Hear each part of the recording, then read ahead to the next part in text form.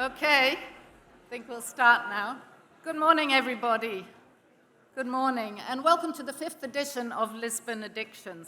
Lisbon Addictions 2024.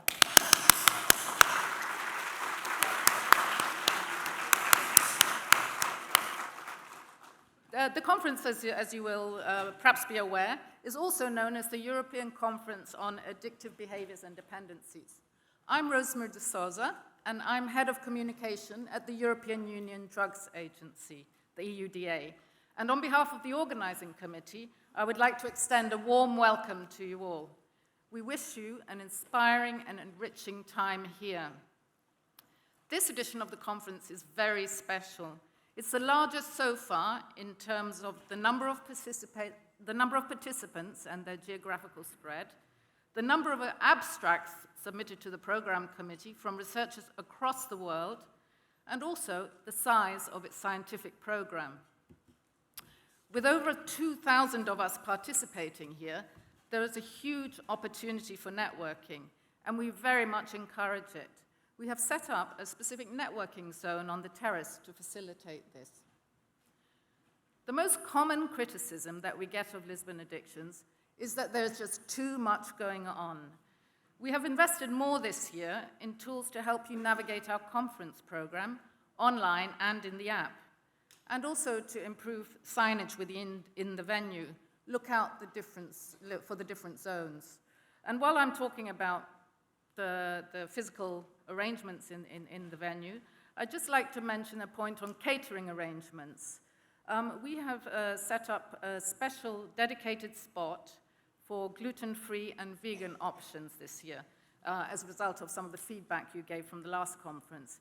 And this spot is located in the central square, close to Auditorium 2, so just over there.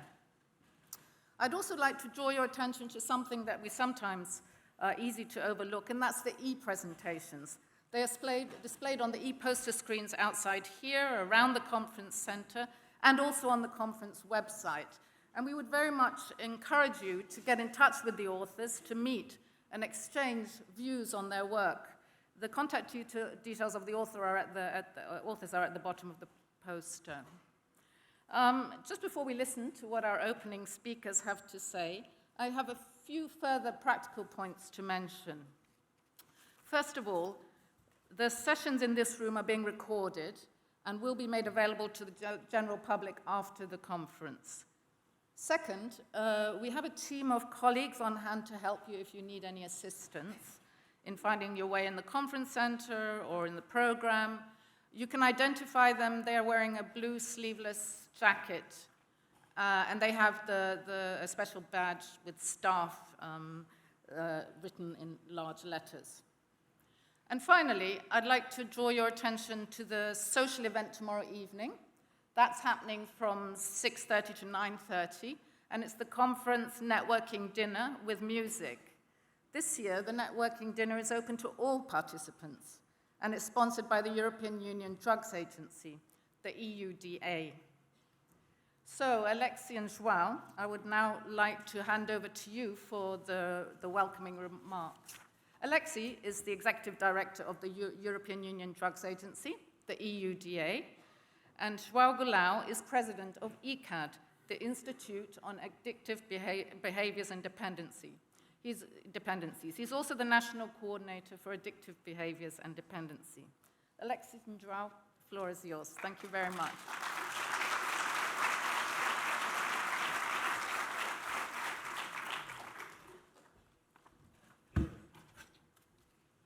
Thank you, Rosemary.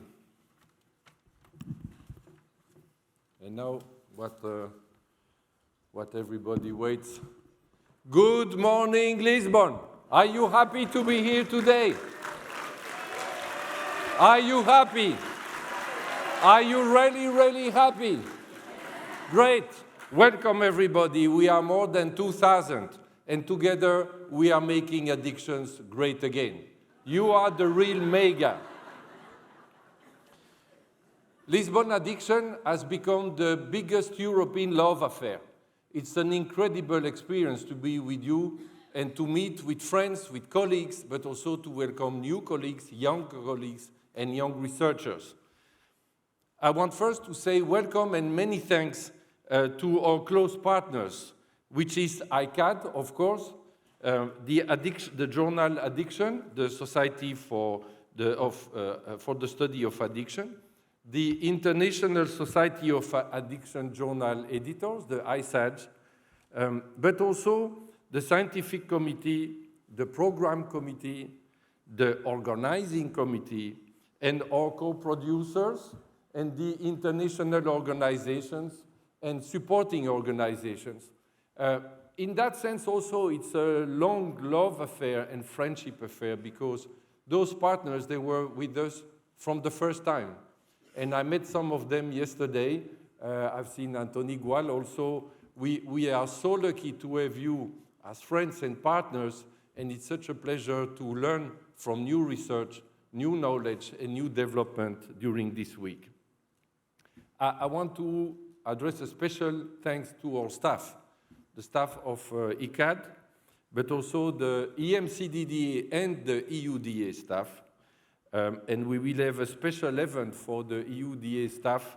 We will invite them to celebrate and to thank them for all their efforts in the coming weeks. So I don't mention any names because there are too many, but I want them to know how much the EUDA, the management, the director, and all the staff, we hugely appreciate the work and the contribution of each of them.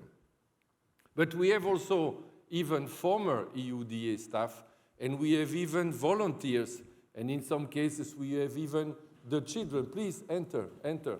We even have children for staff that are participating.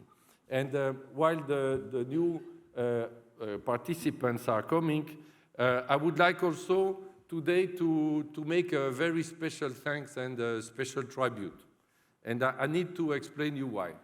Everything started 10 years ago. In 2014, a few guys started with a crazy idea that we did not even know exactly how we could make this reality. It was about organizing a real interesting conference, which means not a political conference, but a scientific one. And we did not know exactly how we could organize it. We did not know how to finance it. And of course, we were not sure if there was a public, if there were clients that would be interested for such a conference. So our fear, to tell you what happened when in 2014 we prepared the first conference that took place in 2015, we were afraid that we would not reach 500 participants, which would have been a problem because we would have a gap in our budget. And then suddenly we discovered we already had 600 participants, and we were going to have a huge problem both with the budget, because we don't have enough, and also for the security. So we needed to limit to 600. So I would like to, we are now reaching the 5th edition, and I would like to invite here on the stage those who have been the inventors. There are 3. So the first is João. Please, João, come with me.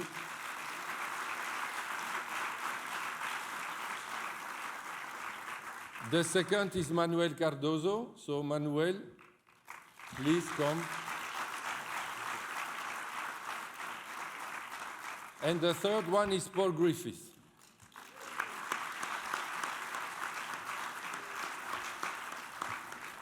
But, you know, we are talking about gender-balanced work and activities. The starting point doesn't look really promising. But actually, we have 3 enablers because they got the ideas, but only with the ideas you go nowhere. So the 3 enablers that helped to make this reality for the last 10 years, it's Maria Moreira,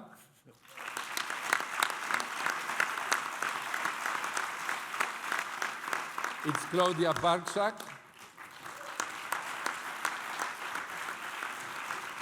and the famous Ana Sofia Santos.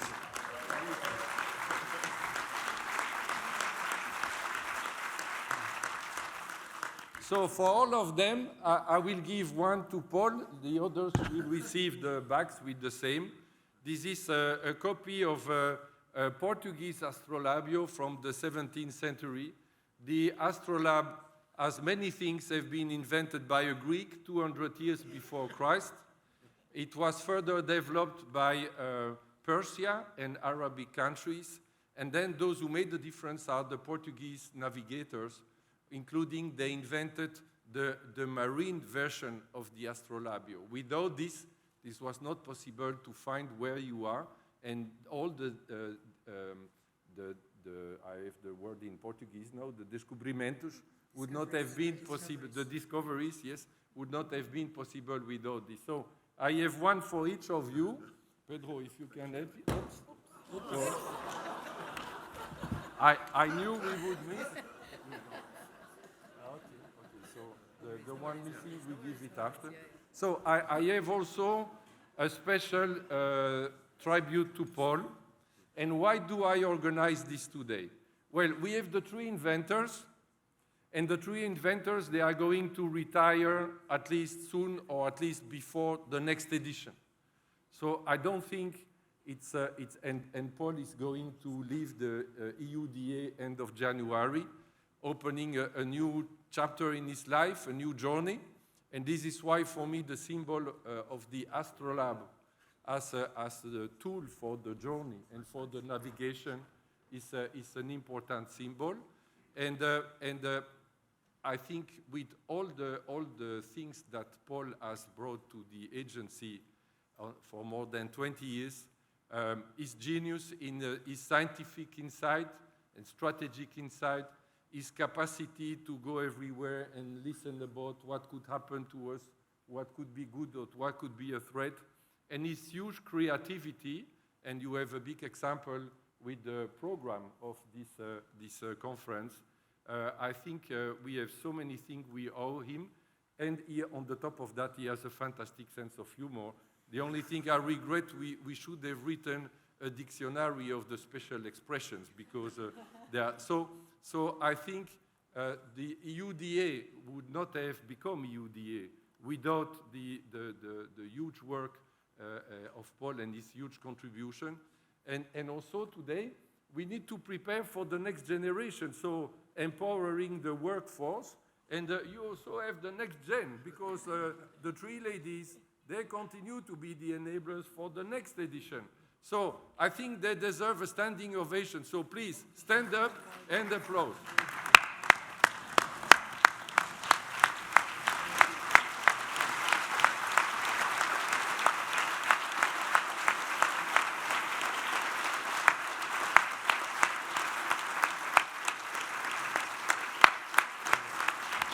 So now, to finish the opening, as I said, the topic for this edition is empowering the workforce for the future. You have a good example of what is our capacity to prepare for the future. This conference is for you and with you. And we have many innovations every edition. This time, there is a special program for the early career researchers. And that is led and developed by the EUDA. We have also the podcast. We have plenty of resources. And of course, we need to learn from those 5 editions for how can we even share more content in the future editions. And if you have suggestions, they are, of course, welcome. To say a few words about the EUDA. So please don't call us Yoda or EUDA or Oda, Ida. No, it's EUDA. As Rosemary said, tomorrow we'll have the privilege to present you the new agency at 5:50 in this room. And then we have a special dinner where we invite you to join us. What I can say is that we are also, I will not enter in the content of our work. This is for the new mission. It's for tomorrow. But what I want to inform you and to share with you is we have new waves of recruitments that will be opened in the coming weeks. In the coming weeks and days, we will publish the position of our chief scientist. So we will have also to replace another senior colleague who's the head of the risk to safety and security unit, that is Roman Sedefov. And to add to this, in 1 year time, I will end my second mandate at the helm of the agency. The position has been published already 2 weeks ago, and the deadline for application is the 30th of October. So for all those positions, if you feel like you want to join, or if you know someone who should think about applying, please, it's time to do so. Follow our website and share the information, because this is part of preparing the next generation of EUDA managers and professionals, and of course scientists. And then to finish, just to say that the topic for this edition is even more important than when we thought about this 2 years ago, because you know that the drug situation is changing very quickly. We have new drugs, also more polydrug use. We have also more drugs. We have more complex situation. We have also more risk behaviors, which means that we need new treatment, and we need to invest more in all kinds of treatment for all substances, not only substitution treatment. We also need to develop and support more prevention programs, and I will share with you some of our plans and projects tomorrow. Of course, it was discussed yesterday, I will not enter in details now. We need also to reinvent harm reduction.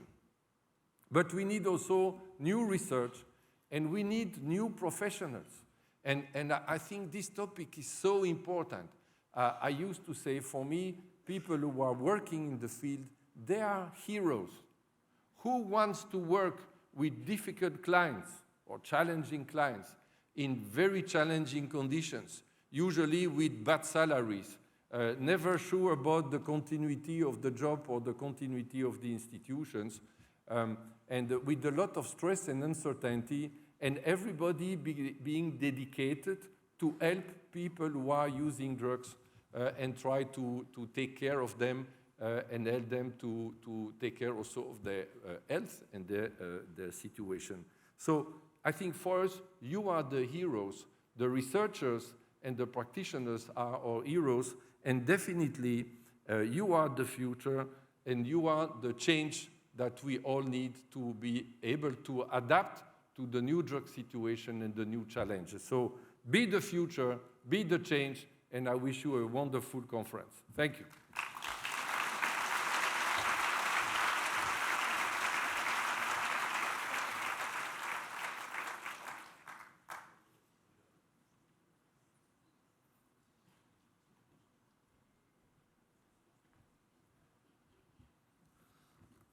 Good morning, dear participants, dear Alexis. Thank you for the surprise. It was a beautiful moment. I thank you for that. I take the risk of repeating some of the informations that Alexis already shared with us, namely the history of Lisbon addictions. But I'll read my speech anyway.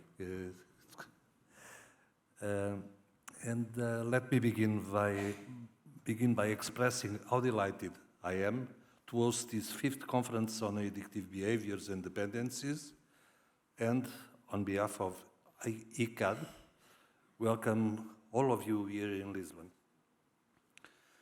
As a starting point, I would like to mention 2 important changes that took place this year.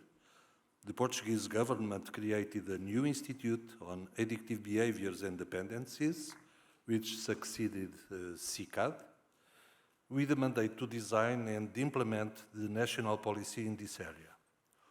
Also, a new European Union agency on drugs succeeded the EMCDDA, with an extended mandate to address current and future challenges related to illicit drugs. Back in 2015, when we decided to create an European multidisciplinary conference, we believed that sharing and debating the cutting-edge research was essential to inform policy development and practice through a better understanding of contemporary issues in addiction science and addictive behaviors. The success and increased dimension of Lisbon addictions from its first edition to today, highlights the importance of this event, which addresses the need of the addiction scientific community for a multidisciplinary forum to address new challenges and areas of development in the field of addictive behaviors and dependencies. This year, Lisbon Addictions team, Empowering the Workforce of the Future, acknowledges the importance of the actors implementing the policies.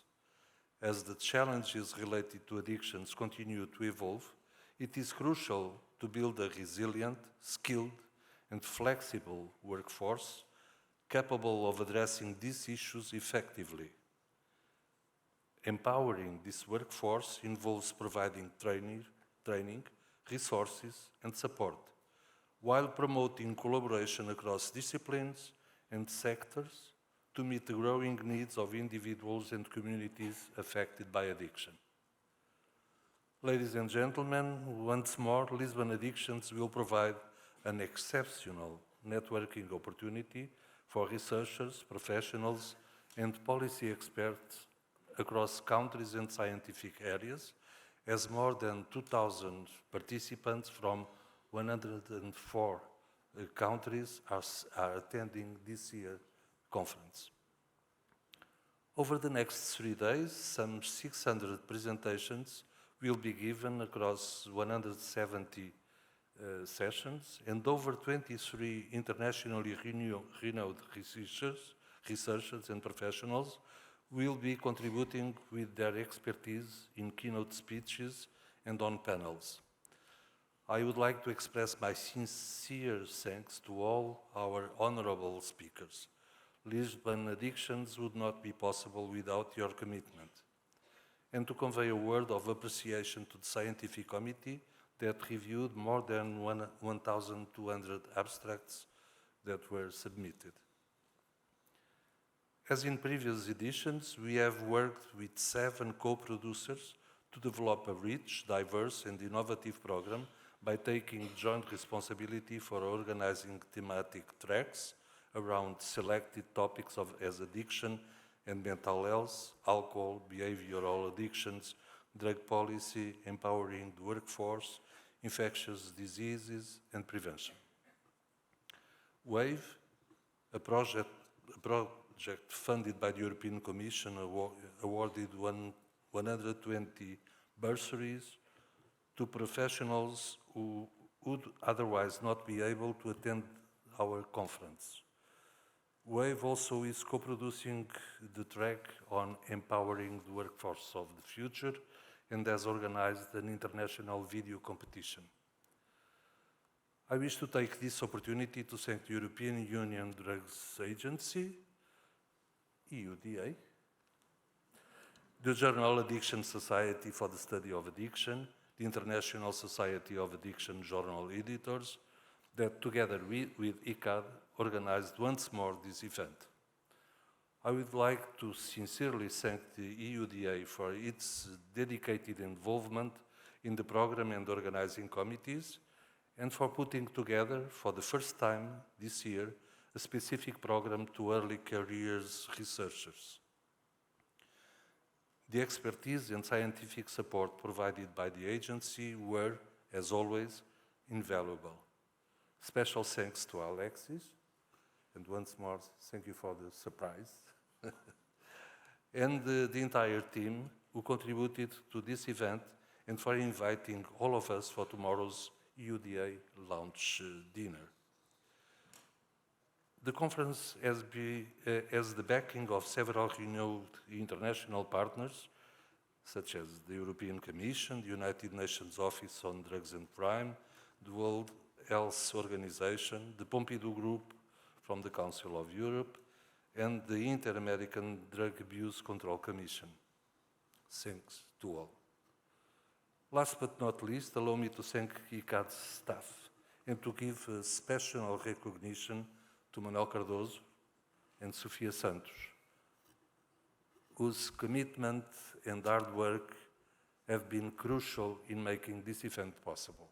Thank you sincerely to you and all the staff. Dear participants, be prepared for 3 days of intensive work. It will be rewarding in knowledge sharing and networking opportunities. I will certainly miss this, as this year is the last Lisbon edition in my current position as president of ICAD due to retirement in a few months. Dear all, I wish you have a wonderful stay in Lisbon and that the conference is both productive and highly successful. Thank you.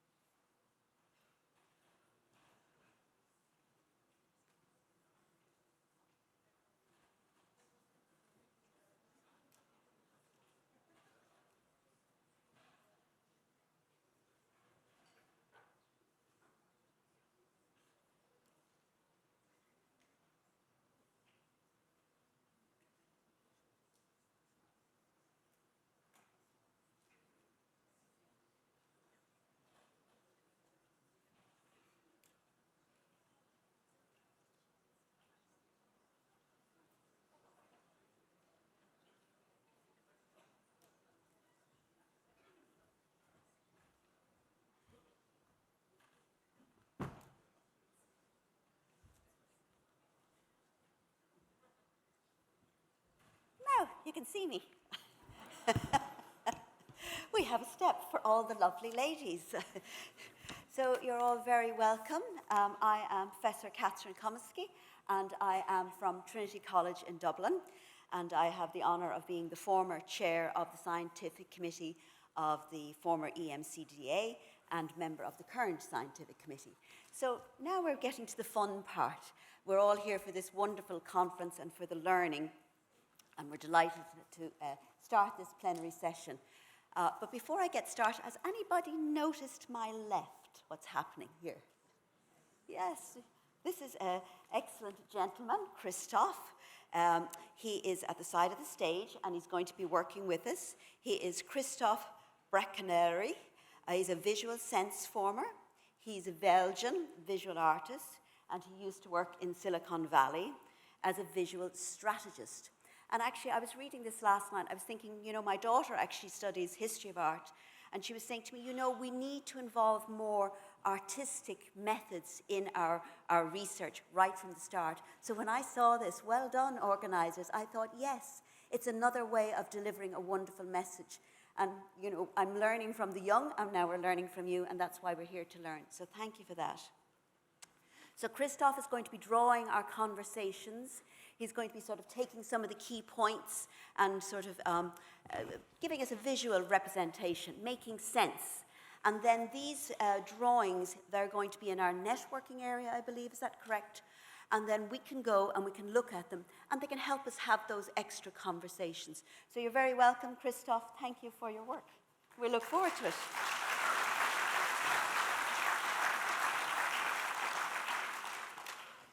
Oh, all the lovely ladies. So is it our turn now? And actually, even when I was, again, reading this, you know, you have all these thoughts, I was thinking, isn't it wonderful if you actually look at our two plenary talks today, they're about people. And look at this wonderful, look at all of you. There's what, about 50, Paul was just telling me there's 2,300, one of the biggest yet. But the two talks today are actually about people, and that's why we're all here. Why are we here? You know, we'll all have the emails to do when we get back. So we're here because we care about people and doing good work and making I was actually at a graduation, another daughter's graduation yesterday, and the registrar was saying, is go and do good work. Go and make the world a better place. And that's what we're doing here with these wonderful speakers.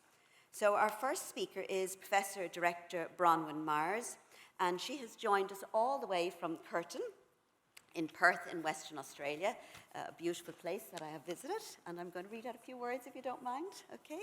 So Professor Bronwyn Myers is the director of the Curtin Enable Institute, and this is an interdisciplinary research institute focused on mental health, alcohol and other drug use, disability, dementia and aging. Quite a broad remit, but very, very important. Previously, she was Deputy Director of the South African Medical Research Council's Mental Health, Alcohol and Substance Use and Tobacco Research Unit, and she still holds an honorary appointment there. So we're actually going to get the benefit of such a broad breadth of experience. Wow, really looking forward to that. She is a member of the UNODC's Technical Expert Group on International Standards and Quality Assurance for Drug Use Disorder Treatment, and she continues to consult to the UNODC and other agencies on treatment systems and workforce strengthening interventions. So please put your hands together and welcome our first speaker. Thank you, Bronwyn.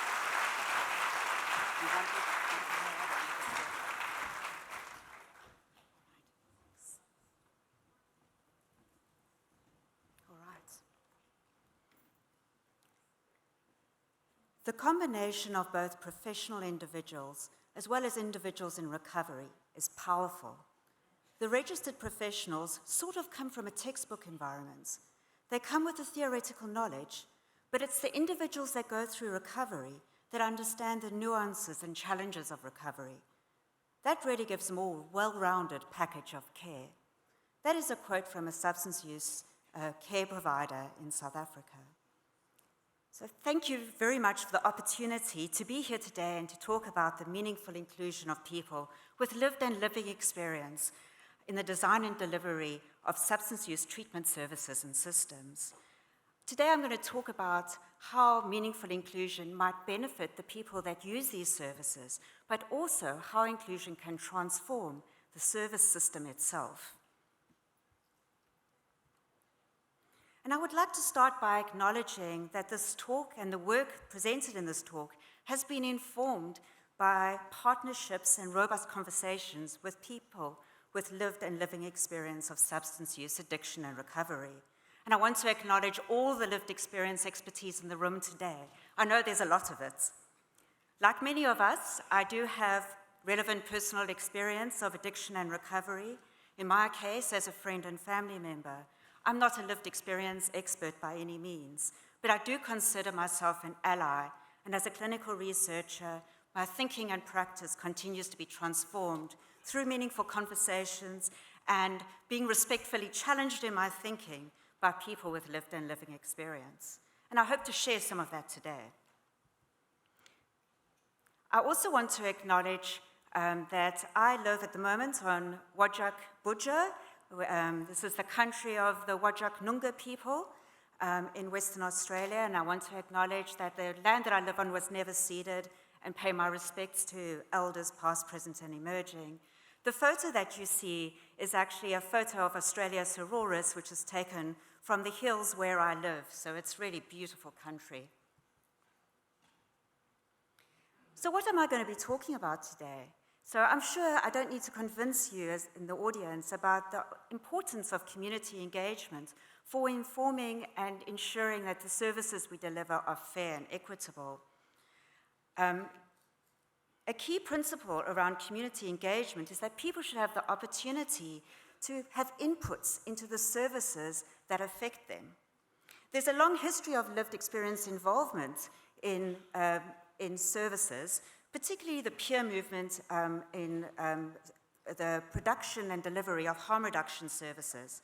Peers have played integral roles in shaping and implementing programs such as medication treatment, HIV prevention, overdose prevention, and the list just continues to grow. However, despite this involvement, the role that lived experience experts can play in the design and delivery of substance use treatment services has not been fully realized. My talk today has 5 key components. First of all, I'm going to describe what does meaningful involvement actually mean. I'm also going to talk about why it is needed before moving on to describe how lived experience expertise can be harnessed for more equitable design of services, for workforce development and training, and for service delivery. And finally, some key considerations around equitable partnerships with lived experience experts will be presented. So what is meaningful involvement? Although people with lived experience are increasingly invited to be at the table, which is a fantastic move forward, the way systems and services engage with people with lived experience is often tokenistic and problematic, and still prioritizes the expert by education voice. Various frameworks have articulated roles that lived experience experts tend to play in service design and delivery, and the various levels of decision-making power that these roles have. And the roles range from being a passive recipient of information, being informed, a listener role, all the way through to more equitable and more meaningful engagement, either as a partner, but with very little leadership or decision-making capabilities in that partnership role, or all the way through to being a co-leader and having decision-making power in the design and delivery of services. Partnership and decision-making roles are rarely seen in the context of substance use, service design and delivery. But is this really an issue? I would argue yes. We have already heard this morning that the prevalence of substance use disorders and the complexity of substance use disorders is increasing. Yet we know that access to treatment is more constricted than ever. The most recent World Drug Report highlights that less than 10% of the world's population will ever access the treatment that they need. And those that do access treatment often do not have a choice about the treatment they receive. Given these difficulties in accessing services, we do need to optimize the treatment experience and outcomes when services are received and delivered. Yet people with lived experience often report negative, stigmatizing care, negative experiences of treatment, and services that are not designed to meet their needs or address their preferences or priorities. And these kinds of treatment experiences not only create high levels of dissatisfaction with treatment, but are associated with early discontinuation of treatment and overall poorer substance use and other health outcomes. Through meaningful involvement of people with lived and living experience, we can identify barriers to accessing care that as providers or as people embedded in systems we may not be aware of. We can also think creatively in partnership about how we can improve the quality and outcomes of services so that they are better aligned to meet the needs of people that they're intended to serve. I'm now going to move on to talking about some examples of how partnering with people with lived experience can benefit services and the people that use these services. So in a recent review, Feltzmer et al. Described the kinds of benefits that co-design in mental health and substance use services can have for service delivery. And these included their enhanced relevance and effectiveness of services, improved trust and engagement from the community and therefore uptake of services, when the community members know that services are designed or co-designed with member inputs. Services tend to get a better understanding of the diverse needs of the populations that they serve and the complexity of the issues that their treatment population faces. And this can improve the equity of services, especially for marginalized populations and groups. And what is really exciting is that through having a diverse set of stakeholders at the table, including people with lived and living experience, there are opportunities for innovation and coming at a problem in a creative and maybe unthought of way compared to people who are just embedded in a system and a traditional way of doing things. So it can really bring some creativity and innovation into system challenges. Despite this review found that the involvement of people with lived experience in co-design of services was significantly more progressed in mental health service design than in substance use treatment design. In fact, very little evidence of lived experience involvement in substance use treatment co-design or co-creation.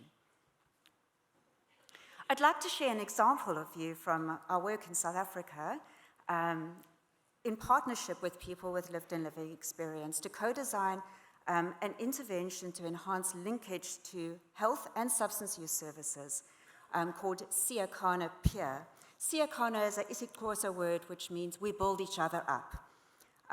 The problem that we were trying to address was low rates of HIV and TB care engagement amongst people who use substances. And in our work and community engagement work, patients with HIV and TB who use substances described stigma amongst healthcare providers as a major barrier to engagement in facility or clinic-based care. They proposed a solution about having people who had walked along the path, a similar path to them, as coaches that could offer personalized supports and role model what engagement in care and a substance use recovery could look like. So we worked together to create a solution around peer recovery coaches that could offer these personalized supports and support linkage to care, and potentially shift stigma through positive social contact with health providers. The challenge around this has been that the peer recovery coach role is a new role for South African health services. Yes, there are pockets of peers working in substance use treatment, but this is not a formalized paid role. There are no job descriptions in the health system, and clearly a lot of stigma. So we engaged in a 5-step co-design process using human-centered design, and I'm not going to talk about all the steps in the process. However, what I do want to emphasize is that we used an approach as a team. We had a US-based team and a South African-based team, and both teams had people with living experience and peer recovery specialists in the US team who led the design process and the engagements with our South African stakeholders. And at each step in the process, we prioritized the voices of people with lived experience. We had a similar process with healthcare providers, but the voices of the lived experience experts were always prioritized. Through this process, we developed multiple iterations of a prototype for a peer recovery coach role and an intervention that these peer recovery coaches would deliver. And we eventually did a small pilot to see what would the potential benefits of this intervention and role be. Did it make a difference? I would argue yes. Meaningful co-design produced a feasible and acceptable and appropriate peer role that facilitated reductions in provider stigma. So in a pilot test, we had randomized one community-oriented primary care team to integrate a peer into their team.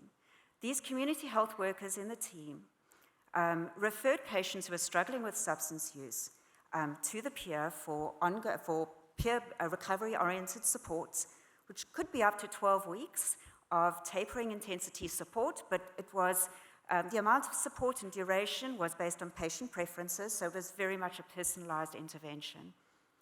We compared this against a team that didn't have a peer, so it was treatment as usual.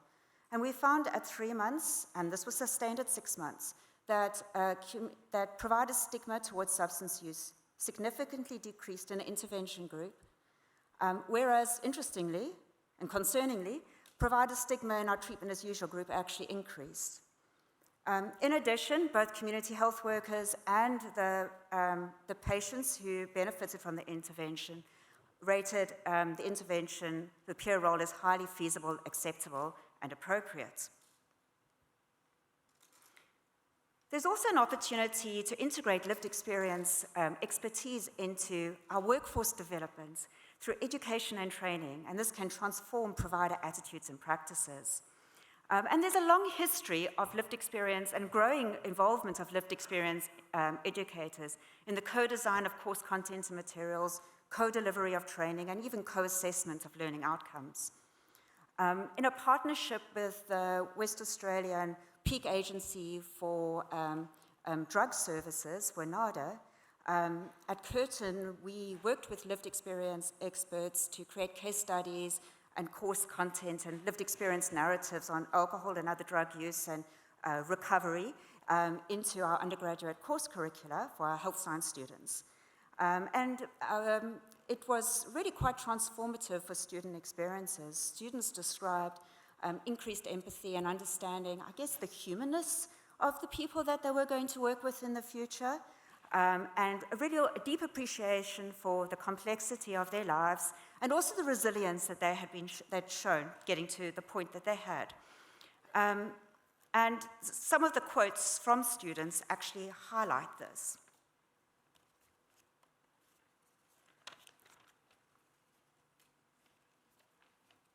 As one student said, "I've learned about having empathy for another person. It's not because you're a faulty human being that you've got these issues. There is a human being beneath all of these issues." Another student said, "It's a really great opportunity to really learn that we're dealing with humans. And it's a good introduction to how things actually work, rather than just what you learn from books or lectures." There's also an opportunity to embed lived experience educators into the co-design and the delivery of training for the existing healthcare workforce. And we had a sister project to Siakana Peer called Siakana Community Health Workers, CHW, and where we provided substance use training through lived experience educators. The reason for this training was that about a third of the patients that community health workers see actually do report, self-report harmful patterns of substance use. Yet this cohort of providers receives no training in substance use, and this, I guess, low substance use literacy is one of the many contributing factors to high rates of stigma. So we developed a 3-day training that focused not only on providing information, accurate information about substance use, but also building skills for non-judgmental communication, empathy, and problem solving, with some of us based on motivational interviewing principles, and also sharing skills that community health workers could use for self-care. Community health workers had said to us that early in the morning there's tolerance for working with people with substance use difficulties, but later in the afternoon it disappears because they didn't have the skills to manage their stress and the impact of hearing about people's stories and being exposed to really complex lives. How was lived experience integrated into the delivery and the content of this training? Well, we included lived experience narratives via videos of real patients who had been struggling with addiction and who had sought treatment and were in recovery, local patients. We also included, we had lived experience educators who were facilitated workshop discussions of substance use and the impact of stigma with the community health workers, which actually led to a lot of sharing of personal experiences by the community health workers. The lived experience educators also conducted skills rehearsal through role plays with hypothetical case vignettes, and they led our competency assessments. Did this make a difference? Well, at 3 months, 85% of the community health workers met their competency criteria, and at 6 months, they met 89% of the competency criteria. We also found significant, in a stepped wedge trial across 6 clinics and with 82 community health workers, we found significant reductions in community health worker stigma towards people who use substances, their patients. But I think most powerfully, apart from community health workers saying that they liked the training and it was acceptable, they also reported that it changed the way that they engaged with their patients, not only their patients, but their family members who were struggling with substance use issues. As one community health worker noted, "Before the training, I didn't know how to treat or how to work or interact with my son who was using substances. And when I attended the training, I found out that he's not much different from other people.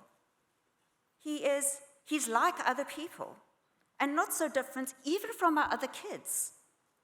Before the training, I would always say to him, "You brought this on yourself.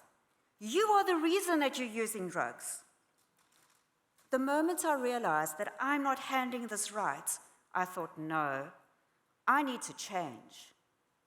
I now tried to speak well with him in a proper manner.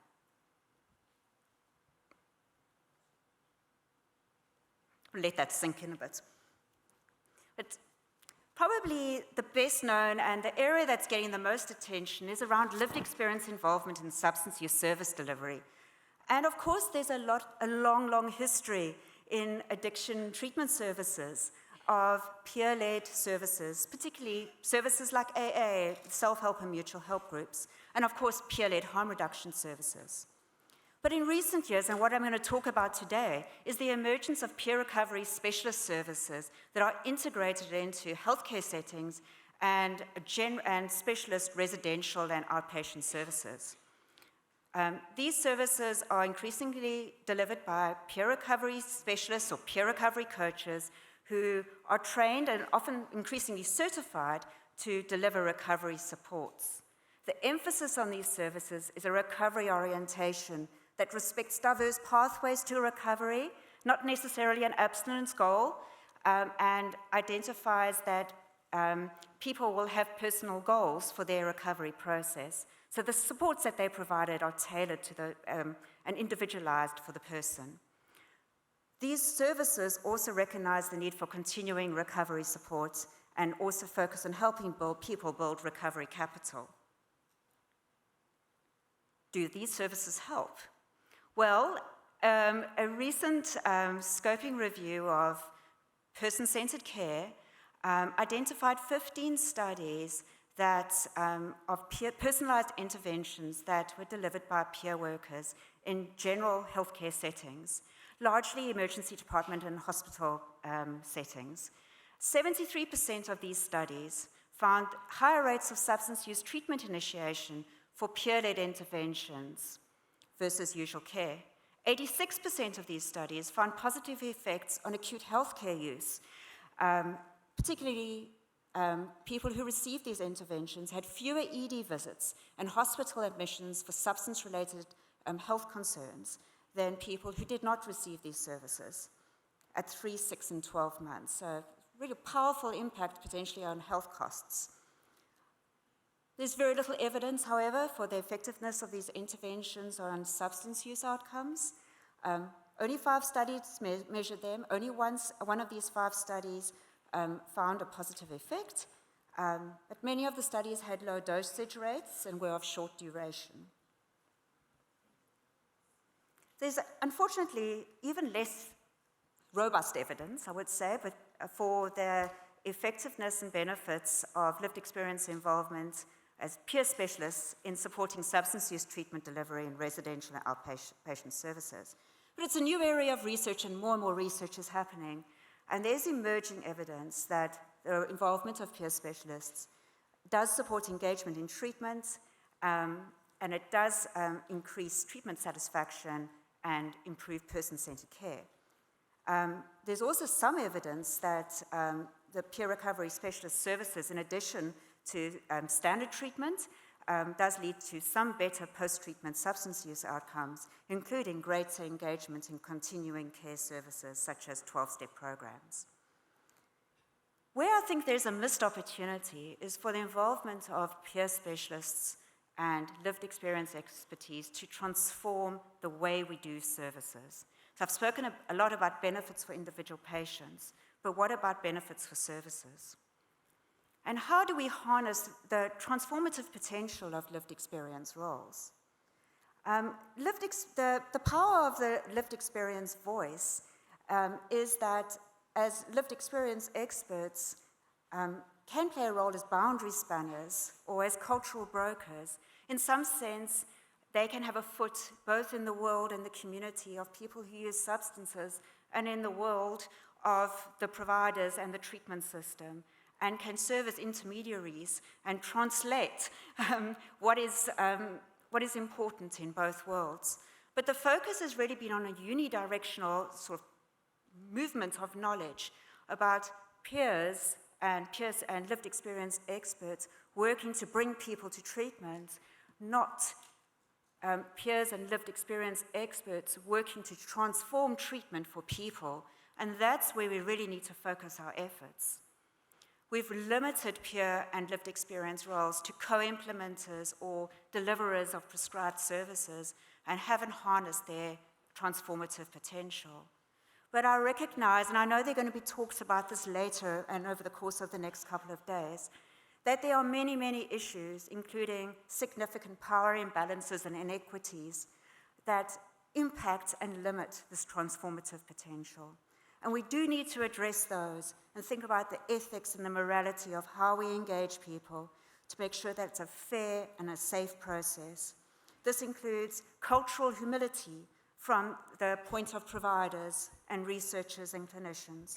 It includes creating a safe environment where the contribution of people with lived experience is properly compensated, financially compensated, and truly recognized and valued, and that there are procedures, agreed to procedures for shared decision-making. In our team, we've been thinking very carefully about these issues, partly because we are also working across the global north and the global south, where there are lots of other power imbalances, including power imbalances that come with culturally diverse teams, race, a poorer country with less resources. And we've been testing an approach called mutual capacity building. It's a 7-step approach that clearly outlines the steps that are required to create an equitable partnership at the beginning, before this kind of work begins. And perhaps that's a way of starting to have conversations and trying at least to be conscious of the power imbalances in the room and at the table. I would like to end this talk by leaving you with the words of a provider who described their experience in partnering with a peer specialist. He said, "It molded my way of thinking. I used to think recovery is just about leaving the drugs, but it's not the case. Interacting with a peer altered my perception on the whole thing." Thank you very much.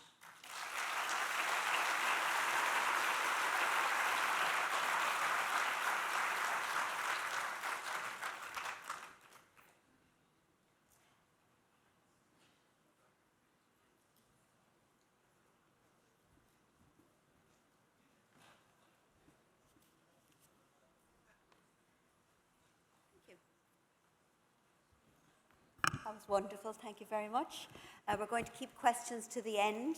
And if people need seats, we have seats over the far side of the auditorium. So when people are coming in, if they want seats, you're very welcome to come over to the far side of the auditorium. You won't be disturbing us at all. Our next presenter, I'm delighted to present, is Dame Professor Clare Gerada, who is from the National Health Service in London in the United Kingdom. Professor Clare is a family doctor with a special interest in mental health, and she's worked all of her professional life in the field of addiction, starting in the late 1980s, same as myself, when HIV was beginning to move from men who had sex with men to intravenous people who use intravenous drugs. She has pioneered changes in how services have been delivered to the drug and alcohol services, and now gambling addiction. Until very recently, she'd set up and led the largest physician health service in the world, the NHS Practitioner Health, with around 20,000 doctors, dentists, and other healthcare staff have presented here for care. The service provides confidential help to health professionals suffering from mental illness and addiction. And actually, when I was reading this again, preparing for the conference, I thought, so often we forget about that. We forget about the caregivers. And really, as I was saying, it's actually all about people and the same challenges, the same stresses, the same problems, the mental health challenges, perhaps being through different traumatic experiences and so forth. And as we were hearing, it's all just about people. So, Claire, the stage is yours. Thank you.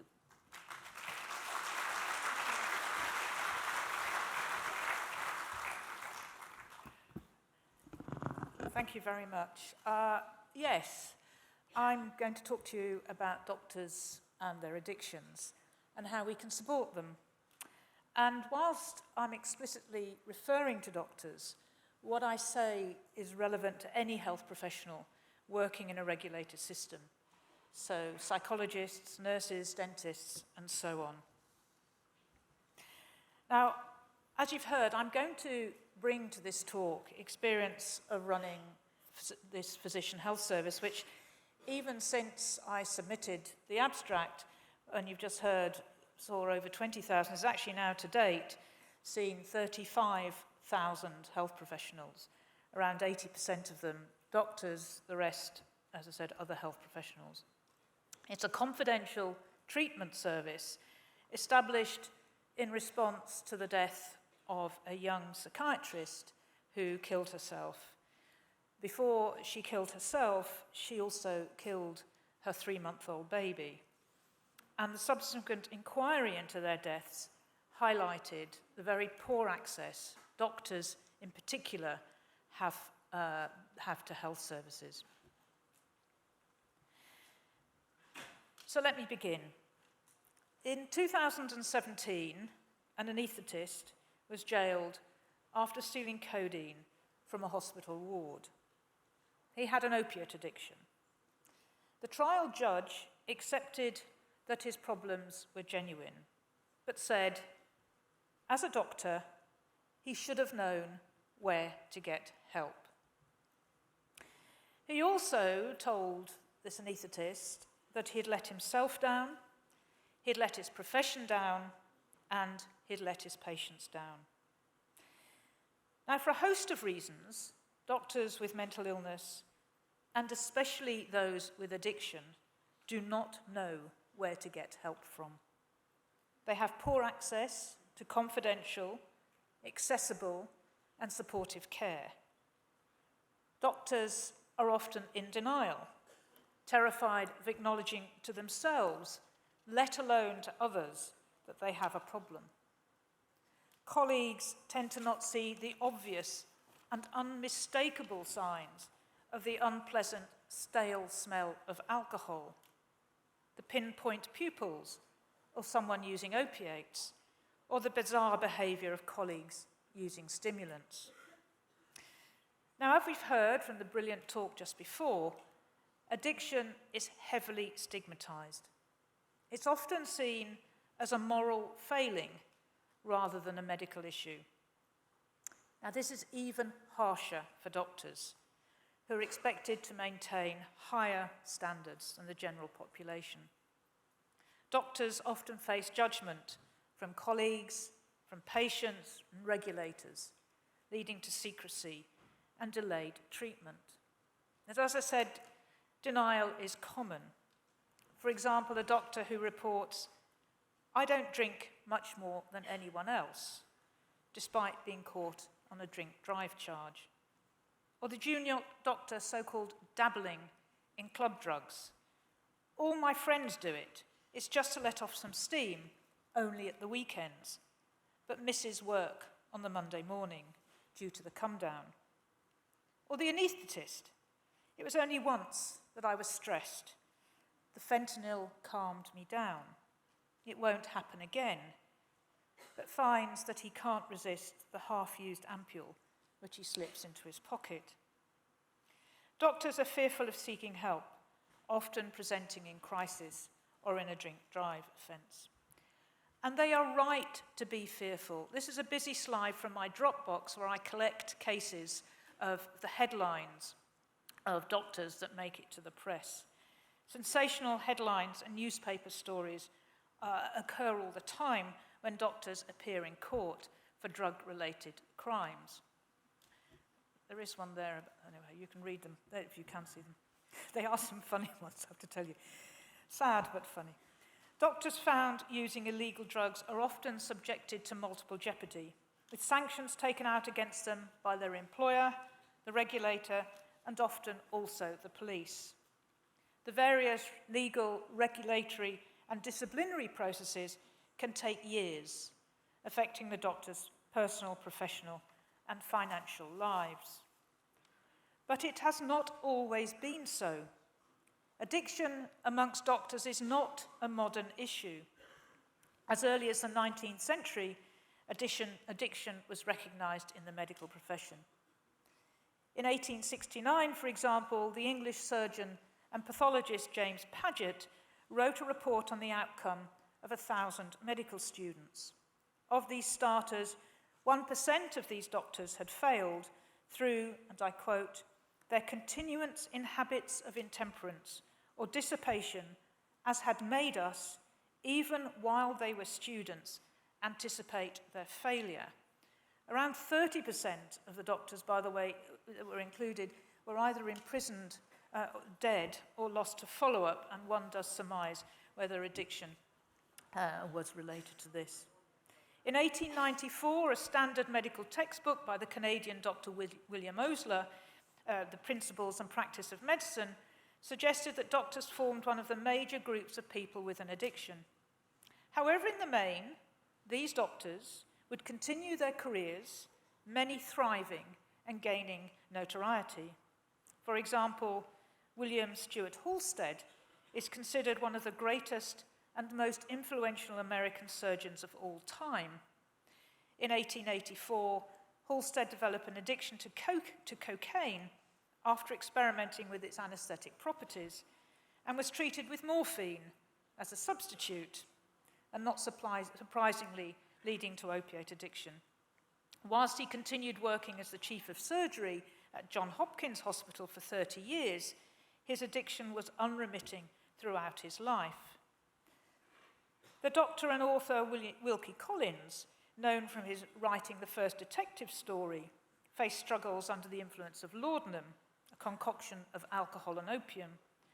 Even Arthur Conan Doyle, along with his fictional creation Sherlock Holmes, and numerous other doctors, became entangled in the escalating crisis of addicted health professionals. By the early 20th century, addiction was a well-known problem in the medical profession. The British physician Oscar Jennings estimated that one-fifth of all deaths in the medical profession were related to morphine addiction. And by the end of the 19th century, it was estimated that between 30 and 40% of all doctors were addicted to morphine. Imagine that in this audience. Even the spouses of doctors became affected, reflecting the wide-ranging social impact of addiction. Now, these doctors, of course, were not, for the most part, involved in criminal behaviour to obtain their drugs. They got them either from medical colleagues or self-prescribing. While some did advocate restricting access to the drug, especially to the public, the question of prohibition was rarely explicitly linked to doctors' addiction. The tone used when talking about addiction amongst doctors was sympathetic, and medical addicts were viewed differently from outside the medical profession. It was widely believed that morphine was needed to help doctors cope with their work, and was thought to be a necessary stimulant and necessary to meet the intellectual demands of the job, and I quote, required by superior people. Addiction in the medical profession was therefore seen as an occupational hazard to deal with what we would call today, I suppose, burnout, and not, as with their patients, a moral failing. Now, the old saying that an alcoholic is someone who drank more than their doctor might have been accurate in the 1980s. When alcohol was much more apparent in work, hospitals, and probably some still do in the audience here, had bars on site, and some served free alcohol in the doctor's mess or with meals in the doctor's dining room. During my first surgical house job, the team and I would stay in the pub opposite, equipped with a dedicated on-call telephone connected to the hospital switchboard. And it was also a time when medicine was predominantly a male profession, where drinking was much more prevalent. But it is not accepted today, where drinking on duty is undoubtedly seen as unprofessional, and in most countries would lead to regulatory involvement. So what is the prevalence of substance misuse disorder amongst doctors? Well, the literature is very conflicting, and the results vary according to the age of the study and the country in which the study was conducted. Unlike our understanding of substance misuse disorder in the general population, the current knowledge amongst doctors is very poor. Several reasons. There's the inevitable response bias and underreporting in self-reported surveys. Even in self-report, doctors are reluctant to admit their use. Those who no longer practice are frequently excluded or not captured by studies. Some studies don't include addictions to benzodiazepines or intermittent use of drugs such as methamphetamines. Others use a very broad definition of addiction, such as any use, any time, other than, for example, sticking to strict definitions as with ICD or DSM. And most prevalence figures use data from licensing boards, mortality studies, hospital statistics, treatment programs, and surveys, rather than well-designed research, in other words, starting at the end rather than the beginning. And figures that do exist are conflicting. Some show the same rates of addiction as in the general population, some higher and some lower. Also, there's a change over time. For example, in my service, which to remind you is a treatment service, we've seen a change in the percentage of addicted doctors attending as a percentage of the overall cohort. Back in 2008, around a third of our caseload was related to addiction, mainly alcohol, but actually a third of those presenting with addiction has substance misuse, and a small number behavioural disorders. Over the years, this percentage of those with substance misuse problem has fallen to 12% in 2014 to 5% today. Now, this might be related to doctors having fewer opportunities for unrestricted access to potential drugs of abuse, since the stricter prescribing rules following the Shipman inquiry. And Shipman, if I do need to remind you, was the GP serial killer who was estimated to have murdered over 300 patients using morphine and diamorphine. Nowadays, even the ability to self-prescribe antibiotics raises concerns. This means that the opportunity for doctors to become addicted through better access to drugs has been significantly curtailed, except in specific fields, such as anaesthetics, general practice, and emergency medicine, where there is access to on-site drugs. But this drop might also be to doctors presenting earlier, before their problems become problematic and entrenched, because they can come to us. The higher prevalence is also likely to be unmet need, especially as the first cohorts of doctors tended to be male, over 50, with long-standing alcohol dependence. Where we have seen an increasing number of doctors coming for help are those engaged in so-called chemsex. It's more often a feature in the gay male communities. And a survey of gay men found that 1/5 had had chemsex in the last 5 years and 10% in the past month. Now, whilst no specialty is above developing addiction, studies have consistently shown that certain specialties are overrepresented. Comparative studies, for example, from North America, show an overrepresentation of emergency doctors, psychiatrists in abusing multiple substances. Other studies have shown that GPs, internal medicine doctors, anaesthetists, emergency doctors, and psychiatrists accounted for 50% of addicted doctors. Anaesthetists account for about 11% in many studies of those with addiction issues, and a far higher proportion of anaesthetists compared to other doctors also report intravenous drug use. The one specialty that we have to date, out of 35,000, not seen presenting with addiction are paediatricians. Don't know how many paediatricians in the audience. Now, what about using people with lived experience of use hold? So backpedaling a bit. So significant was the problem of addiction amongst doctors that by the 19th century, former doctor addicts were recruited to join the new and growing specialty of addiction medicine. The Keeley Institute, started by Dr. Keeley, was the first inebriate asylum to open in Illinois, America. Dr. Keeley used former patients, many of whom were doctors, and he called them graduates, into, and to quote, missionaries on behalf of the cure. And it was very successful. By the late 1800s, he had founded over 200 treatment centres where patients were given the secret cure through injections.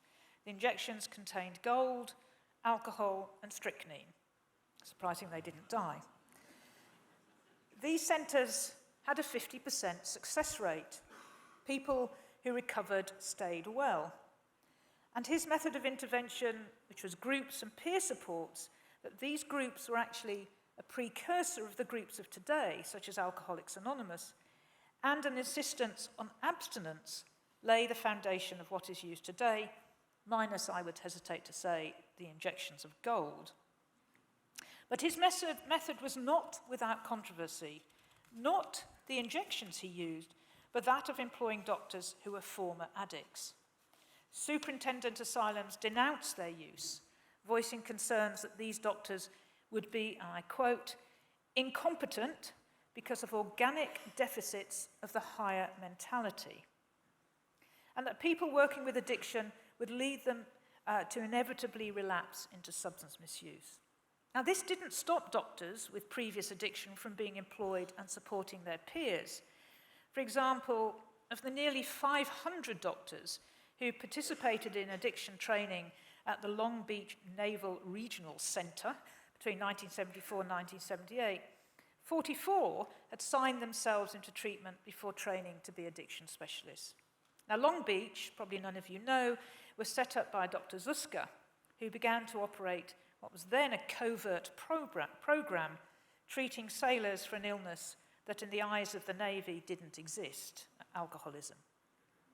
But by 1982, more than 200 recovered physicians in America had entered the field of addiction medicine.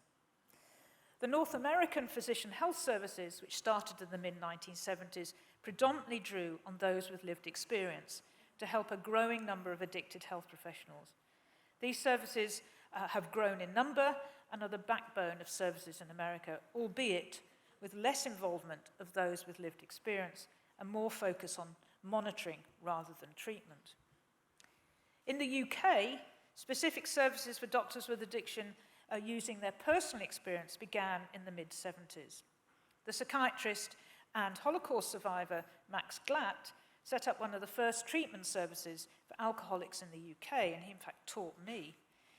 He published a letter in the medical journal The Lancet about a group of doctors he treated in his NHS practice. He wrote how hard it was for them to present for treatment, but once they did, they had excellent outcomes. He also noted how supportive other doctors could be in their recovery, saying that they can be the greatest assistant to other alcoholics.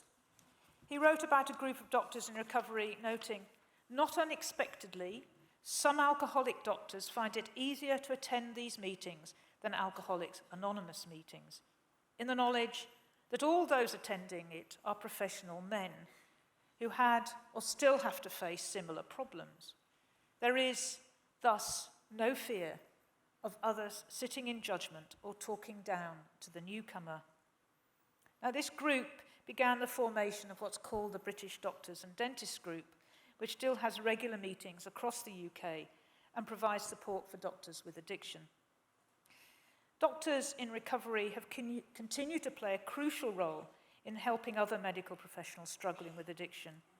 Their impact is grounded in shared experience, empathy, and credibility, which often makes them uniquely positioned to offer support and guidance. Our patient and volunteer group in my service have helped us write policies and shape the way our services are run.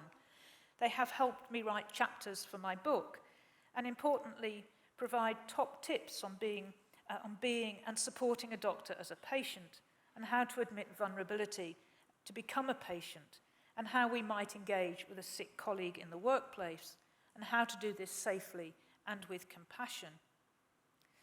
But what can we do to support doctors more? The first is that we have to provide a service that they can trust to cross over and become a patient. Doctors make good addicts but bad patients.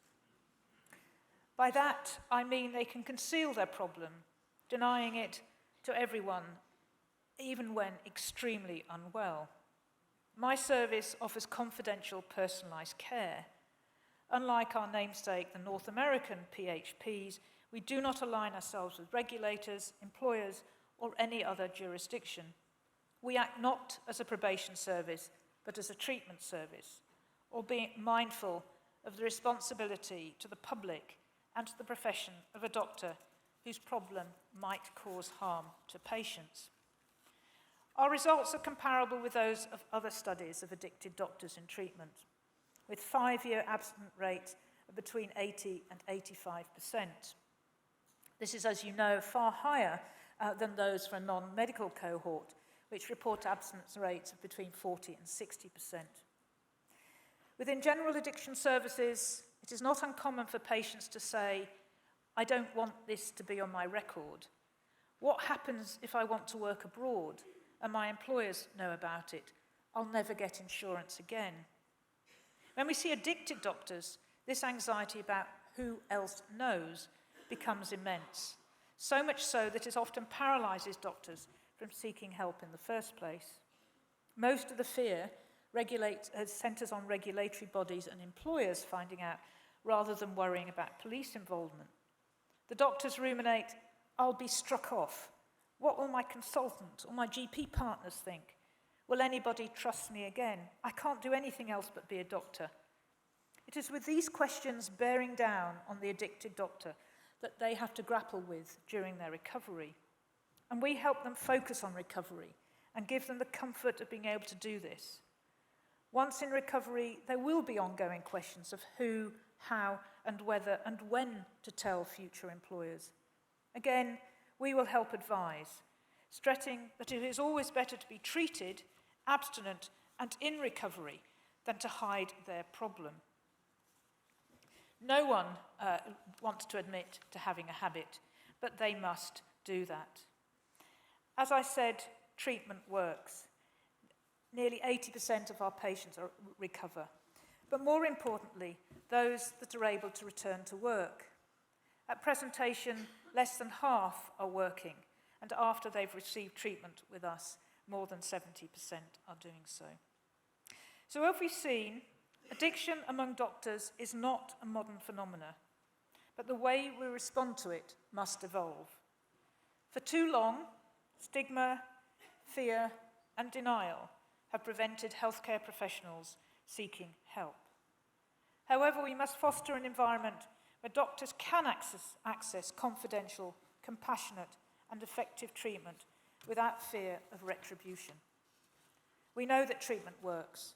The data shows that doctors who engage with recovery services not only overcome their addictions, but return to work, often with a renewed sense of purpose and dedication.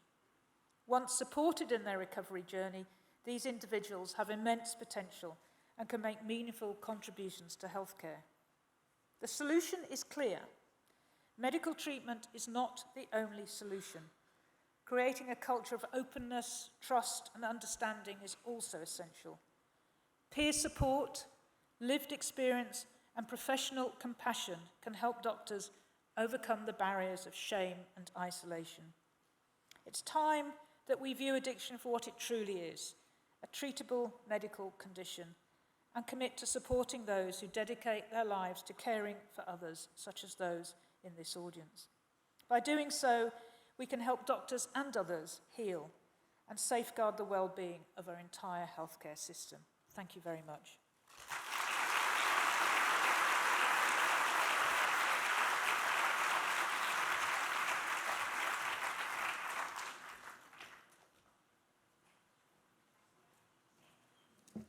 Thank you, Clare. Great food for thought there, absolutely. We have some time for questions. I will get us started. So I'm actually give you a moment to gather your thoughts and reflect upon what we heard. Just myself, my own reflections are very much, it's the same challenges, fear, stigma, worried about what other people will think, regardless of whether you're a GP or a nurse or some mother's son. And I loved your words there, Bronwyn, about speak well of him in a proper manner, was what the mother said. And I just thought that was a lovely words. So to get us started, I was just thinking, I mean, we have nearly 1,500 people in this room.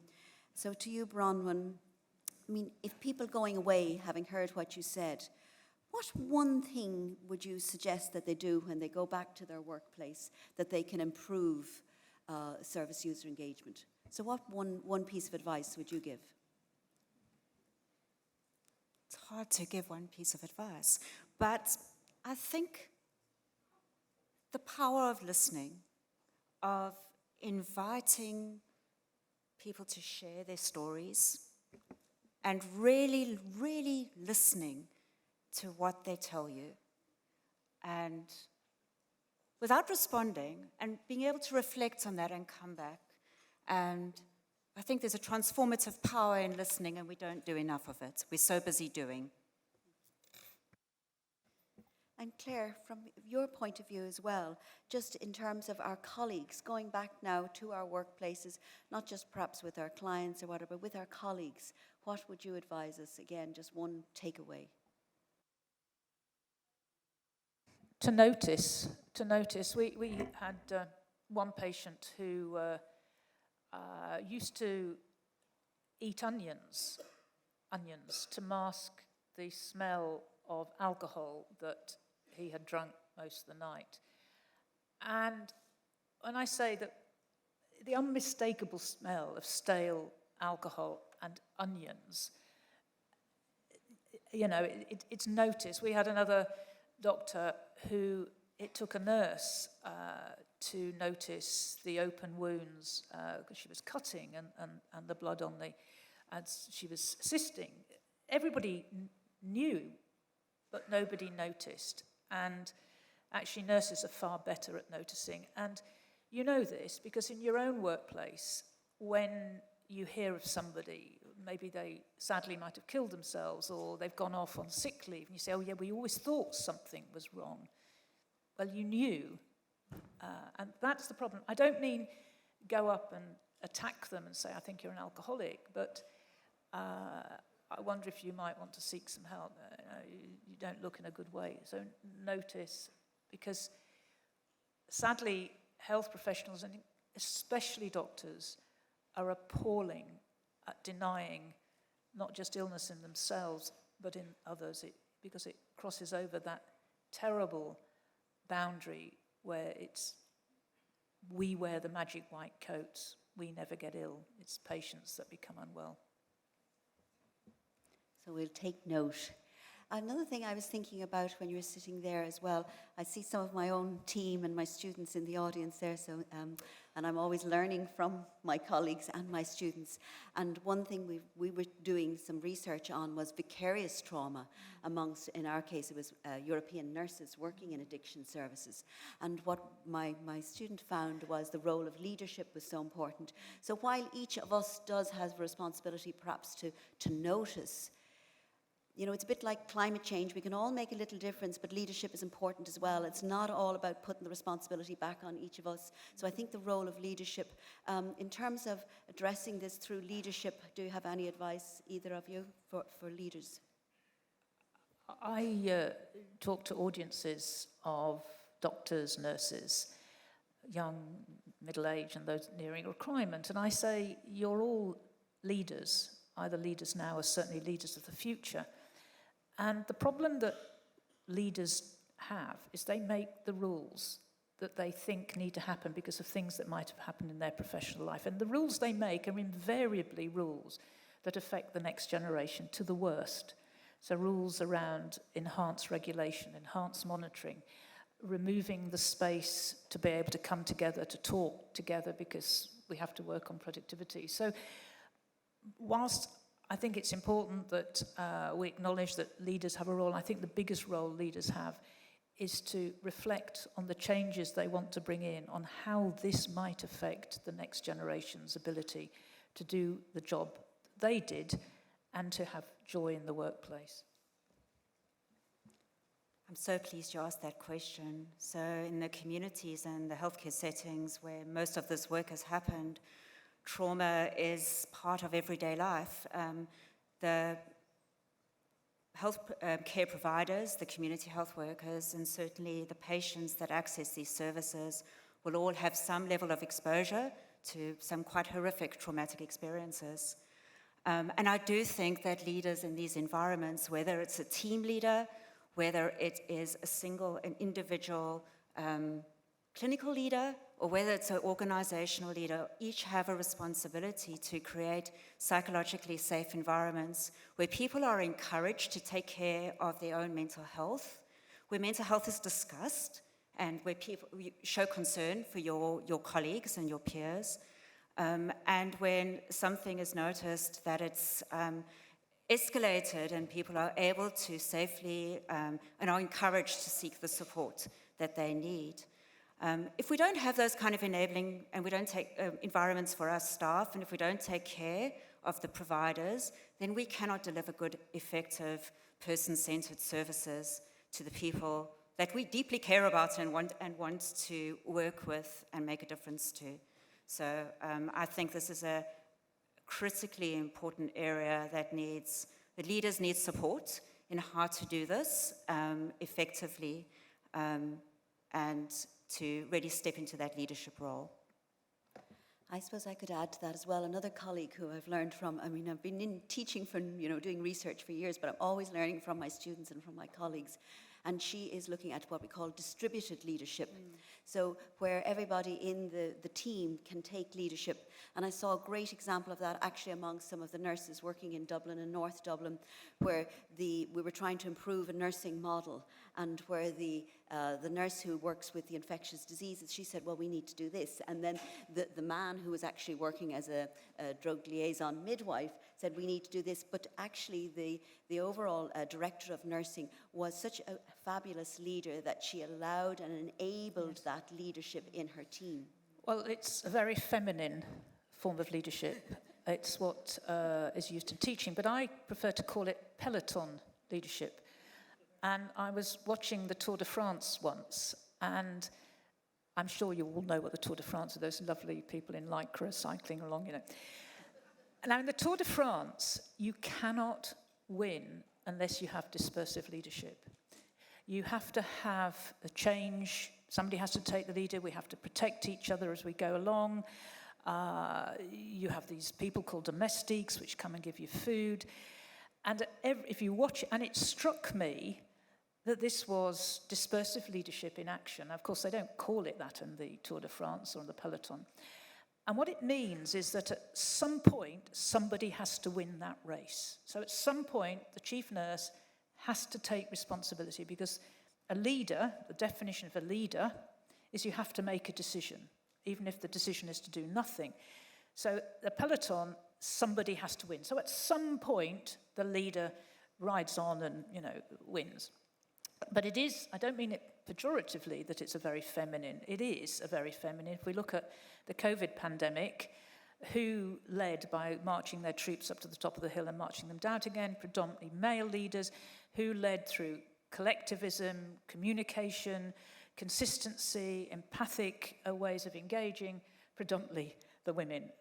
We do know that. So it is a form of, it's not again says as a gendered issue, but it is a gendered issue. Another issue I would like... And come and answer some questions. There's microphones. Come on, you've got this lovely lady all the way from Perth, and you're never going to see her again. Well, hopefully you will. Well, you will, but it's a long way from home. I've only come, from across the water from London, which still took me 8 hours travel. Thank you, the winds. Oh, we've got to... Hello, does this work? Hi, my name is Roland from the United States. My question, and thank you very much for both of your presentations, is where do you draw the line between a habit and an addiction? You've got 2,000 addiction specialists in this audience, so maybe you can ask them. For me, if I was saying about doctors, amongst doctors, see in the UK and certainly in the US, if you use an illegal drug, even if you only use it once, it's a problem. So it might not be definition of addiction, you might not have dependence, reinstatement, tolerance, but it is a problem. So in my mind, it fulfills the definition of a substance misuse disorder. Now, one can argue whether using cannabis at the weekends or amphetamines when you're on holiday, it's not my judgment, but what we try and do is to make it safe for the individual patient. You know, we have a special agreement with our regulator that we can hold people rather than, for example, disclosing. Now, of course, you're here in an addiction conference and you use ICD-10 or whatever number we're at the moment, shows my age, definitions. We have a question there, microphone 2. Hi, Megan Perry from the U.S. I work with educating the peer workforce, and I also work with storytelling and stigma for internalized stigma. I see one of the biggest challenges we have in the peer workforce is that the peers ourselves, I'm a person with lived experience of chaotic substance use, have our own stigma. We've swallowed the Kool-Aid, you know, about the moralization and the shame and all of that around substance use. And so in the work that you did, Bronwyn, and that you do, what do you see as the role of the internalized stigma, or how is it showing up, and any thoughts about how we can change that? That is such a great question, and I don't think we've even really tapped into, scraped the surface of the impacts of internalized stigma on the peer workforce, their well-being, and I think also their confidence to really step into leadership roles. And the approach that we've been using, which is certainly imperfect, and I think it will evolve as continue to grow peer specialists and lived experience leaders, is to really support mentoring by other peers who are maybe a step down the recovery journey or further along, maybe more years under the belt, although that's not always an indicator of anything. And also to continue providing opportunities for leadership training and support.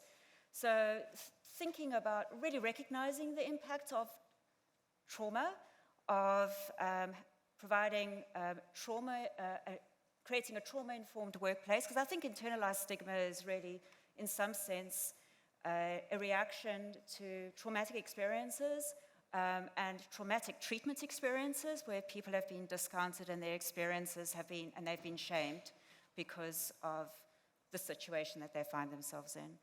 So I guess I'm really interested to learn more about the work that you're doing, but I think that creating opportunities for leadership and support and mentoring and recognizing the impact of the traumatic trauma and surviving treatment in some individuals' cases. There's a lovely paper, academic paper by a colleague of mine called Max Henderson, which you can find online, around internalized stigma amongst doctors with substance misuse disorder. And it is almost as a barrier as externalized stigma and the shame that prohibits these doctors from accepting. So it is, I think it is related to trauma, but I also think it's related to the sense that one can't escape one's tribe. You know, amongst doctors, it's such an immense sense of identity. More so, I think, than among nurses or psychologists. The only two other groups that I think come anywhere close to the sense of identity are priests. If you ask a defrocked priest, he'll still say he's a priest. And artists who can't separate the artist bit of their identity from their role.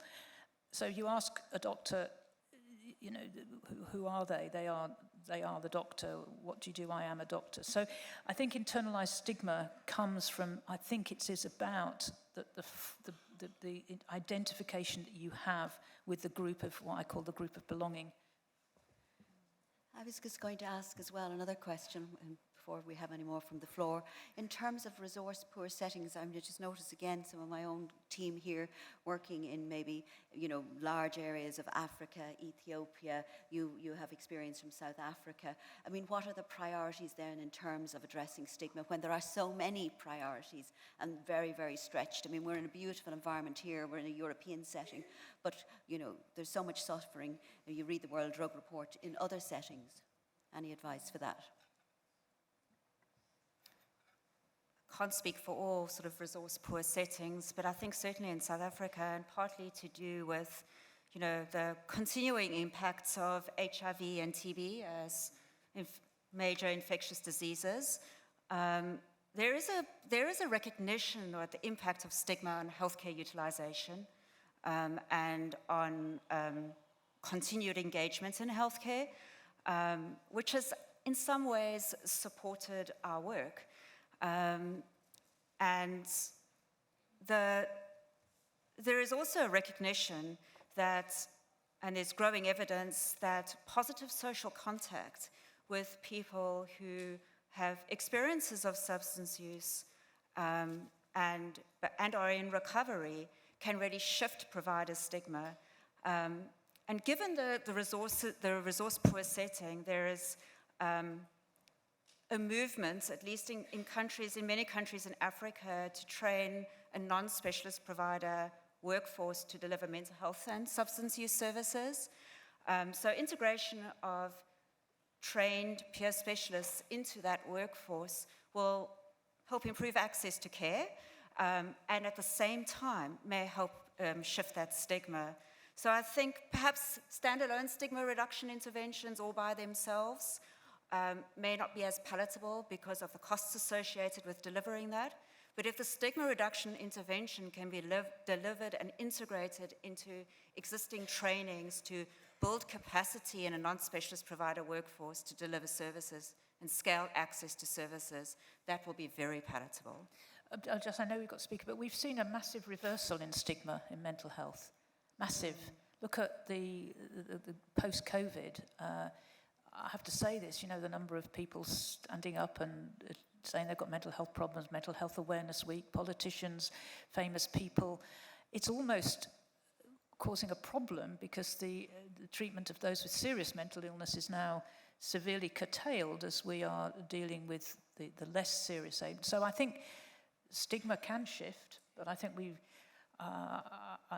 got to be cautious. And I also think that if you're shifting stigma, I mean, what you described in your service is you're shifting stigma by putting resource in.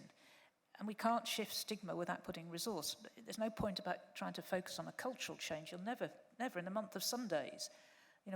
We wear seatbelts because it's now the law, not because we culturally think it's a good thing. We don't drink drive. In the UK, we used to have this saying, one for the road. In my lifetime, my drinking lifetime. So culture has to follow behaviour, and what you've done is behavioural change by putting resource into training peer support workers. I see we have another question from the floor. Thank you. Hi, Rob Boyd from Canada. Fascinated by this idea about the physician being seen as an occupational hazard, then switching over to being stigmatized, and I'm wondering if you have a sense of the time that happened or why that happened, because it feels like a missed opportunity to have treated this problem differently than the way that we've ended up treating it by stigmatizing. And then, I have another question, but... Well, it was a stigmatizing illness or problem amongst everybody else other than doctors, by the way. People would be locked up if they were addicted. They just didn't have access. But if you think of it, it happened in the early 20th century when laws changed, about 1911, 1912. And then the Dangerous Drugs Act, I think anybody from the States was instrumental in that. So it started to shift. And if you look at textbooks from 1930, which I have, addiction was heavily stigmatized. I didn't mention doctor addiction because people didn't want to think about it in those days. Did you have another question? Yeah, the second one is I do a lot of peer development of peer involvement and things like that within the programs that I operate. Wanted to get your comment on lateral stigma. You talked about the mentorship with people who use drugs. We find there's a lot of times where they tend to try to take each other out as well, and about how you might kind of manage the kind of competition for leadership that happens within some of the most marginalized peer groups.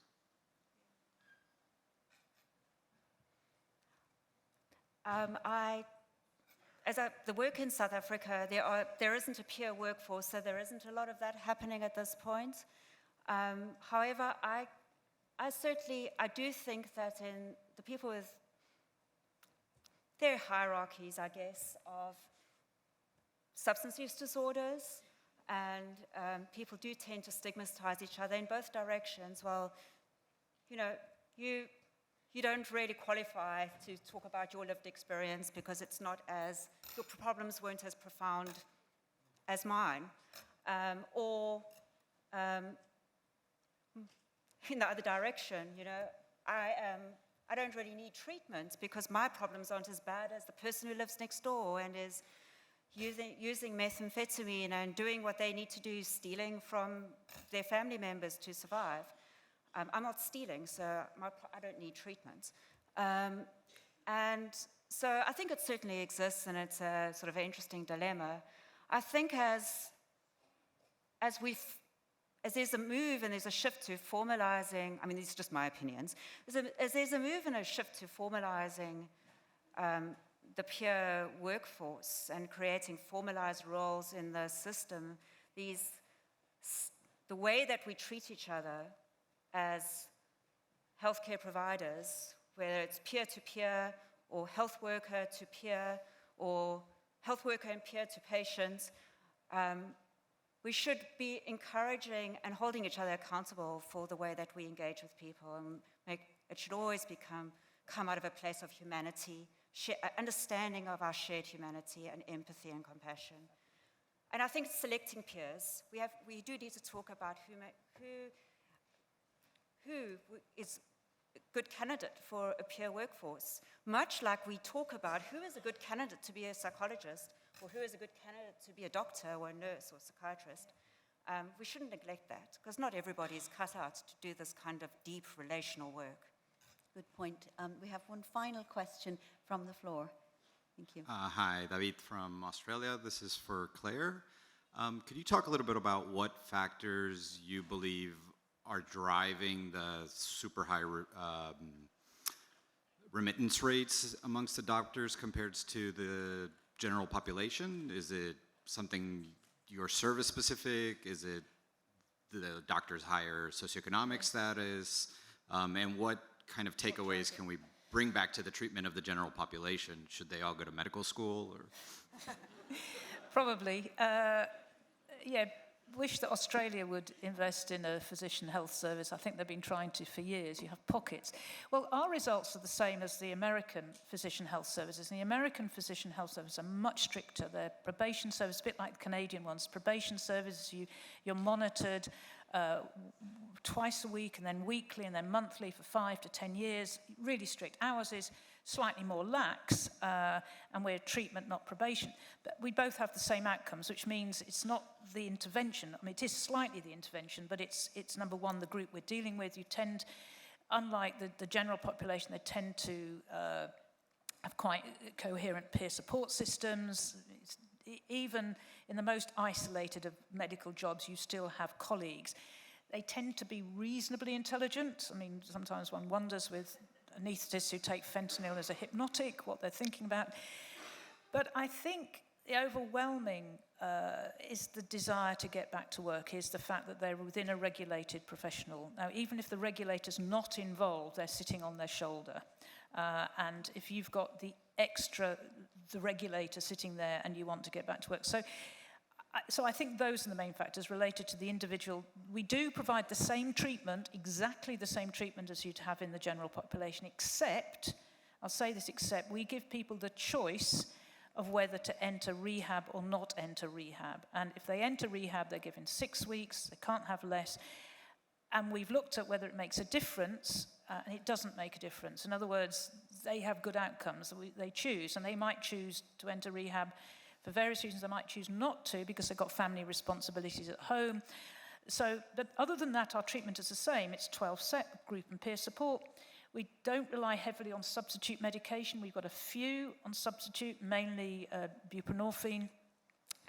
So I think it's the individual is different. I mean, they've gone through medical school. They have not derailed in their teens, though some have, but they've continued. And then there's this unbelievable desire to get on. The ones that, and we've had success in the most chaotic, unbelievably chaotic, homeless patients. So it's not that their problems don't go down to the same sort of problems that our other patients do. They do. Everything's disintegrated around them, and we pick them up off the floor. But I think it's this strong desire to care, which goes back to the group of belonging. We belong to the medical profession, etc., etc. Thank you, Claire. I think as there's no more questions, I think what we've learned really is, well, just listening to what you're saying there, we know that treatment works, regardless of whether you're a healthcare professional or a person who uses drugs who isn't a healthcare professional. It's about, we've also learned from both of you about listening, observing, listening to colleagues or observing people that we are interacting with. We've also learned about leadership and taking leadership at all levels, but ultimately somebody has to make a decision. The decision makers need to make a decision. And then finally, I think I'll leave you with the words of the South African mother in terms of speaking to people. Speak well of him in a proper manner. And I'll leave you with those words and thank our two speakers. Thank you.